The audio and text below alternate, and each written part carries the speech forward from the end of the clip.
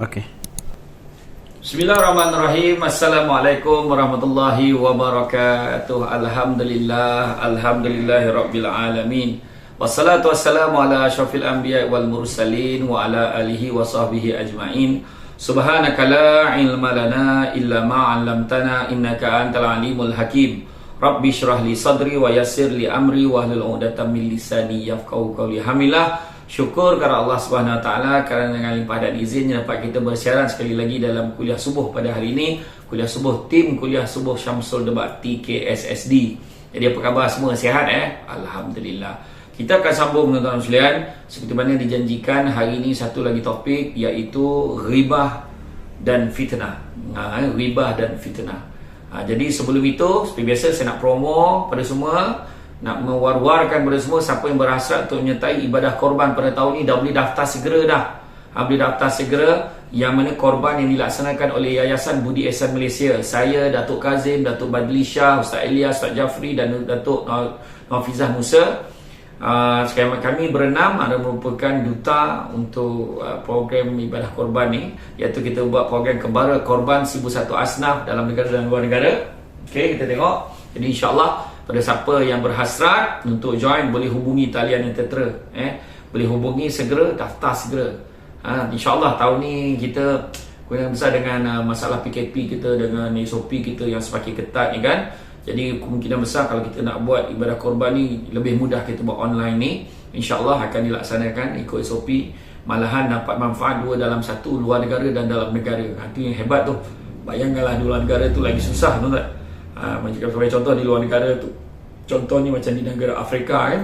Di negara Afrika ada yang makan lumpur, ada yang masak air lopak yang kotor ni, kotak ni dia boleh buat cecah air makan. Bayangkan tu punya teruknya keadaan kan. Jadi kita sama-sama lah bantu tuan-tuan sekalian. Kita nampak macam lagipun murah tuan-tuan. Kita dekat Malaysia ni RM700 satu bahagian kan, tapi yang ni RM390 saja satu bahagian.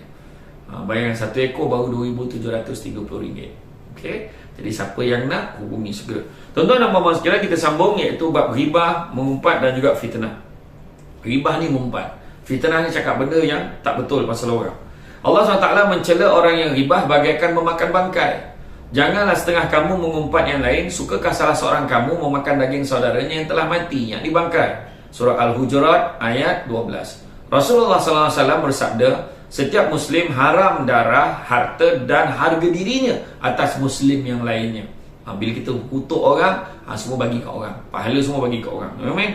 Baginda juga bersabda, takutlah ribah, ia lebih buruk dari zina. Lelaki yang berzina lalu bertaubat, Allah menerima taubatnya. Sedangkan Allah tidak mengampuni orang yang berribah sebelum orang yang diumpat memaafkannya. Bayangkan tu kan. Mereka berkata, orang yang mengumpat manusia ibarat melepaskan peluru ke kanan dan kiri. Kan? Seperti itulah dia melemparkan kebaikan-kebaikannya. Peluru tembak macam tu tang pergi kan. Macam tu jugalah, bayangkan pahala kita bagi ke orang macam tu bayangkan. Telah bersabda Rasulullah sallallahu alaihi wasallam, sesiapa yang mengumpat bermaksud menghinakan saudaranya, Allah meletakkannya di jambatan neraka pada hari kiamat sehingga bebas dari apa yang dikatakannya. Makna bebas itu apa? Bila dimaafkan oleh orang yang diumpatnya. Maka baginda juga bersabda, ribah itu menuturkan keburukan saudaramu, sama ada badan, nasab, keturunan, perbuatan, ucapan, agama, dunia, bahkan baju selendang atau tunggangannya. Apa-apa berkaitan dengan orang, kita kutuk dia, baju dia kapam lah. Apa hal lah tu, kasut dia buruk lah. Motor buruk tu lagi dia bawa. Bayang, nampaknya dalam keadaan merendah-rendahkan orang, menjatuhkan orang. Sehingga setengah orang terdahulu berkata, jika kau katakan pakaian si fulan-si-fulan, kebesaran atau kekecilan dia, besarnya baju dia, kecilnya baju dia, kan? Itu juga termasuk ribah. Apalagi kalau disebut sesuatu yang menyakitkannya. Dirawikan bahawa ada seorang perempuan yang rendah, yang genit, yang pendek datang kepada Rasulullah SAW untuk satu keperluan. Setelah dia keluar, Aisyah berkata, wah, pendeknya dia. Maka segera Rasulullah SAW berkata, engkau telah mengumpatnya wahai Aisyah. Telah bersabda Rasulullah SAW, janganlah kalian berribah. Dalamnya ada 3 keburukan. Apa keburukan ribah? Ada 3. Pertama, doanya tidak akan dimakbulkan. Kedua, kebaikannya tidak akan diterima. Dan akan ditimpakan padanya keburukan orang yang diumpat. Saya ulang balik. 3 keburukan orang yang berghibah. Pertama, doanya tidak akan dimakbulkan, kebaikannya tidak akan diterima, dan akan ditimpakan padanya keburukan orang yang diumpat. Auzubillah, minta jauhkan tuan-tuan muslim. Baginda juga bersabda dalam mencela tukang fitnah, manusia terburuk di hari kiamat ialah bermuka dua, iaitu tukang fitnah. Dia datang pada mereka dengan suatu muka dan datang pada yang lain dengan muka yang lain pula. Siapa yang bermuka dua di dunia, di hari kiamat berlidah dua daripada api. Wa na'udzubillah, tuan-tuan. Dirawikan, ditanyakan apa hikmahnya Allah menciptakan makhluk ada lidah dan dapat berkata-kata. Berlidah tak dapat bicara, malah ikan tidak berlidah. Jawabnya, kerana Allah ketika menciptakan Adam AS, memerintahkan malaikat sujud kepadanya, semuanya sujud kecuali iblis. Kemudian Adam dikeluarkan dari syurga ke bumi, lalu dia datang ke laut. Maka pertama kali yang melihatnya adalah ikan. Maka ia khabarkan perilaku Adam dan berkata, ia mengambil haiwan laut dan darat, sampaikan ikan menjadi haiwan laut disebabkan menceritakan tentang Adam. Kemudian Allah menghilangkan lidahnya. Nampak? Ikan yang memburuk-burukkan Nabi Adam dan Hawa, ketika turun daripada syurga turun ke bumi, maka ikan ni dicampakkan ke laut dan dicabut, lidah tak ada lagi dah. Jadilah ikan yang tak dapat berkata-kata. Diceritakan dari Amr bin Dinar, dia berkata, seorang lelaki Madinah ada saudara perempuan di satu kampung sedang sakit. Lelaki itu menzarahi dan menunggunya sampai ia meninggal. Dia mengucapkan takziah dan menghantarnya sampai ke kubur. Setelah selesai, ia kembali kepada keluarganya. Kemudian teringat dia ada dompet yang tertinggal dalam kubur. Waktu kubur dia gali dan tanam tu tadi, dia teringat dompet dia tak ada, beg duit dia, bekas duit dia tak ada. Mana pergi? Rasa-rasa nak kat kubur kot. Maka dia pun pergilah dia minta tolong pada teman tu segera berangkat menggali kubur dan menemukan dompetnya. Dan kawan dia pergi gali balik, jumpalah bekas duit yang tadi, dah kambus, tanam balik semula, bagilah dompet tu dekat lelaki itu. Maka lelaki itu pun cakap, dia tanya, waktu kau gali tadi bagaimana keadaan saudaraku? Lalu temannya itu membuka sebahagian lubang. Dia berkata apa? Waktu aku buka sebahagian lubang, tiba-tiba api menyala-nyala. Segera lelaki itu kembali kepada ibunya dan bertanya, ceritakan padaku, apakah celah saudaraku sehinggakan kubur dia jadi macam tu? Maka ibunya berkata, saudaramu suka pergi ke rumah jiran, menceritakan keburukan orang untuk menyebarkan fitnah. Maka jelaslah bahawa hal ini akan menyebabkan seksa kubur. Maka siapa yang ingin selamat, hendaklah kita meninggalkan ghibah dan fitnah. Diceritakan dari Abu Lais Al-Bukhari, dia mengangkat menunaikan haji membawa 2 dirham dan bersumpah, jika di dalam perjalanan pergi maupun pulang aku berghibah, demi Allah akan kusedekahkan 2 dirham ni. 2 dirham bukan banyak mana, macam 2 sen lah kat tangan dia. Kalaulah aku mengumpat, aku akan sedekah kat orang. Macam tu, kalau aku cerita buruk pasal orang. Maka dia pergilah ke Makkah dan pulang semula ke rumah. Namun dirham masih ada di dalam sakunya. Maka dia ditanyakan hal itu, maka dia berkata, lebih baik aku berzina 100 kali daripada mengumpat 1 kali. Bayangkan, nak tunjukkan dahsyatnya kita mengata orang ni. Siapa yang selalu benar ngata-ngata, ngutuk-ngutuk orang, jangan. Baik kita cakap benda yang baik-baik, benda yang baik-baik. Abu Hafs mengumpat orang, lalu dia berkata, sesiapa mengumpat seorang fakir dari kiamat, dia akan datang dan tertulis di mukanya, ini orang yang terputus dari rahmat Allah. Wa na'udzubillah, tuan-tuan. Dari Anas bin Malik radhiyallahu anhu, dia berkata, telah bersabda Rasulullah sallallahu alaihi wasallam, ketika Isra aku melalui satu kaum melukai muka dengan kukunya serta memakan bangkai. Maka aku bertanya, siapakah mereka wahai Jibril? Dia berkata, itulah orang yang memakan daging orang di dunia. Maknanya mengumpat, mengata orang di atas dunia. Hasan radhiyallahu anhu berkata, demi Allah, ghibah itu lebih cepat meruntuhkan agama seorang mukmin daripada pemakan jasad. Abu Hurairah radhiyallahu anhu berkata, kau lihat pelupuk mata saudaramu, namun tidak melihat pelupuk di mata sendiri. Nampak mata orang tu ada ketumbit, mata sendiri kita tak nampak, kan? Itu sebabnya sebelum nak cakap orang, tanya diri sendiri dulu. Dirawikan bahawa Salman pergi bersama Abu Bakar dan Umar, dia masak untuk mereka. Mereka turun di satu tempat, namun rupanya makanan itu tidak berkenan di hati mereka. Mereka perintahkan dia pergi kepada Nabi SAW, namun tidak ketemu. Lalu kembali kepada mereka, mereka berkata, jika saja dia pergi ke sumur, keringlah airnya. Kemudian turunlah ayat, janganlah setengah kamu mengumpat yang lain. Sukakah salah seorang kamu memakan daging saudaranya yang mati bangkai? Yang mati dah jadi bangkai ni, suka tak kita makan daging? Surah Al-Hujurat ayat 12. Dari Abi Hurairah radhiyallahu anhu berkata, telah bersabda Rasulullah SAW, siapa makan daging saudaranya di dunia, kepadanya diberikan dagingnya dari kiamat, dan dikatakan makanlah bangkai itu, sesungguhnya engkau telah memakannya sewaktu kamu hidup.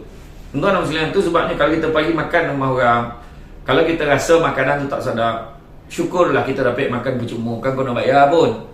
Dan kadang-kadang tuan-tuan kena fikir satu je, kalau kita lah jadi tuan rumah, kita nak tak saja bagi makanan yang tak sedap ke orang? Tak nak kan?